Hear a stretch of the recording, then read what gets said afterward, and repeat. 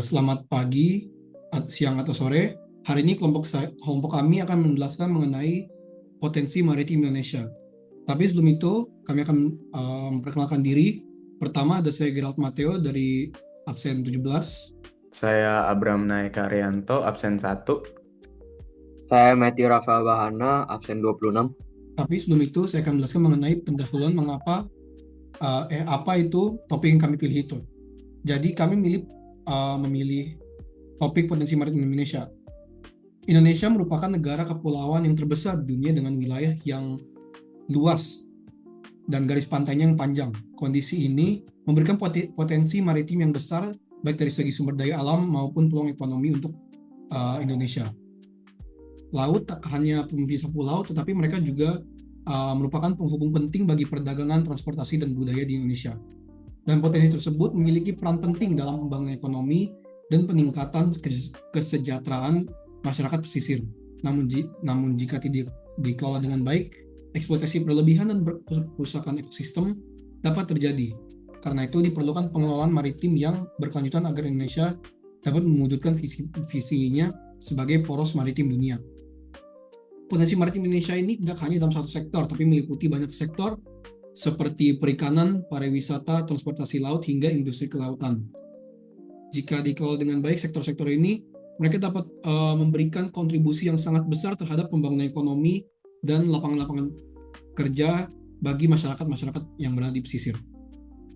Lalu, rumusan masalah yang kami tentukan ini adalah, pertama, bagaimana kondisi dan potensi maritim Indonesia dilihat dari aspek sumber daya alam dan geografis. Yang kedua, apa saja sektor utama yang dapat dikembangkan untuk mendukung pertumbuhan ekonomi maritim Indonesia. Dan yang terakhir, bagaimana strategi pengelolaan potensi maritim agar berkelanjutan dan mampu meningkatkan kesejahteraan masyarakat. Yang akan dijelaskan oleh teman saya. Oke, terima kasih GMF. Saya akan melanjutkan dengan tujuan penulisan kami dalam topik potensi maritim Indonesia. Yang pertama, tujuannya itu untuk menjelaskan kondisi dan potensi maritim Indonesia secara umum. Kedua, kita bertujuan untuk menguraikan dan menjelaskan sektor-sektor strategis yang berperan dalam perkembangannya ekonomi maritim Indonesia. Dan yang ketiga adalah kita menganalisis upaya dan strategi yang dapat dilakukan untuk memaksimalkan potensi maritim Indonesia secara berkelanjutan dan jangka panjang. Bisa dilanjutkan? Nah, kita terjun ke masalah yang pertama, yaitu bagaimana kondisi dan potensi maritim Indonesia dilihat dari aspek sumber daya alam dan geografis. Kita mulai dari bahwa Indonesia itu memiliki keanekaragaman hayati laut tertinggi di dunia, sekitar 8.500 spesies ikan, 500 jenis terumbu laut, dan juga terumbu karang dan mangrove yang areanya itu termasuk luas. Perairan Indonesia menyumbang sekitar 37% spesies ikan dunia. Dan juga letak geografis yang berada di jalur silang Asia, Australia, dan Samudra Pasifik Hindia menjadikan Indonesia pusat perdagangan internasional. Artinya, Laut Indonesia itu bukan hanya sumber daya alam, tapi juga aset geopolitik dan ekonomi yang sangat strategis untuk sektor maritim dunia. Jadi dari penjelasan tadi ya, apa saja sektor yang bisa dikembangkan untuk mendukung pertumbuhan ekonomi di sektor maritim di Indonesia. Jadi yang seperti tadi dijelaskan Abram ya, Indonesia itu sangat kaya akan SDA dan sangat kaya akan perikanan.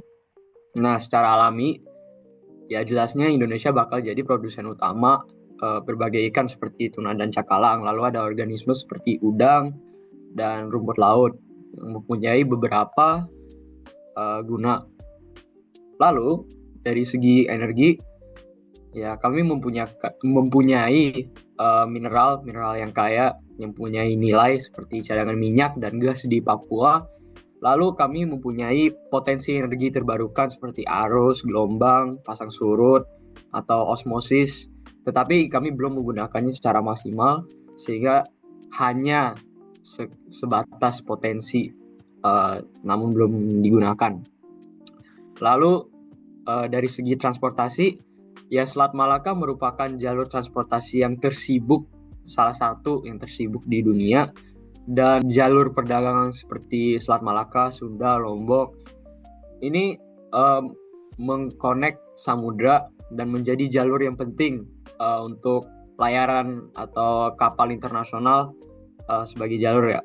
Lalu dari segi pariwisata, ya jelasnya kami mempunyai pandangan-pandangan yang sangat indah dan tempat-tempat yang sangat indah yang buka untuk turis, destinasi turis seperti Raja Ampat, sangat terkenal, lalu Wakatobi, Bunaken, Labuan Bajo, menyumbang devisa yaitu aset untuk negara dan membuka lapangan kerja untuk masyarakat pesisir.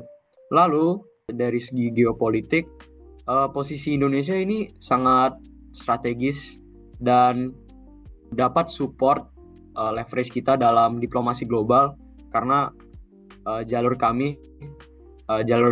transportasi kami misalnya, dan posisi kami itu sangat strategis. Lalu bagaimana mengelola agar potensi maritim dapat berkelanjutan dan meningkatkan kesejahteraan masyarakat secara keseluruhan dan masyarakat di pesisir.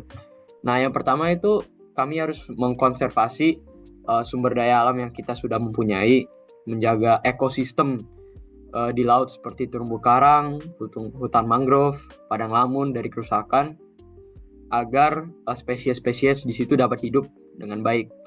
Lalu kami harus mengendalikan eksploitasi di mana orang-orang itu sering memancing secara ilegal dan memancing ikan secara berlebihan, dan kita harus mengatur kuota tangkap dan mengurangi pencemaran yang menjadi akibat dari overfishing. Nah, lalu kita harus mengembangkan infrastruktur pelabuhan agar teknologi perikanan, lalu pelabuhannya menjadi lebih modern, lalu logistik maritim itu menjadi lebih efisien. Lalu di masyarakat pesisir kami dapat meningkatkan SDM dengan mengembangkan pendidikan agar masyarakat pesisir dapat mengelola sumber daya alam laut secara profesional, dan ada banyak dari masyarakat pesisir yang peduli dengan sumber daya alam ini karena melalui pendidikan kami dapat menjelaskan bahwa ini sangat penting dari bagian dari sektor ekonomi Indonesia. Lalu yang terakhir, diplomasi dan pertahanan laut, ya berarti terkait dengan keamanan, dan ini memperkuat armada TNI AL dan kerjasama internasional. Soalnya jika kami mengembangkan pertahanan laut dan mengembangkan pertahanan laut, kami dapat mempunyai leverage dalam diplomasi global dan membangun relasi antar negara karena kami mempunyai keamanan maritim yang bagus. Ya, terima kasih. Ini daftar pustakanya, sumber-sumber yang kami gunakan. Segitu saja dari kami. Terima kasih.